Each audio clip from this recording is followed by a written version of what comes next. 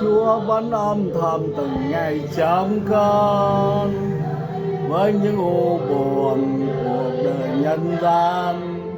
Bước con lầm than tên Chúa vẫn dâng tràn. Tình yêu của Chúa ví như khung trời xanh, ngày đêm lặng lẽ vẫn chờ con mọi lúc.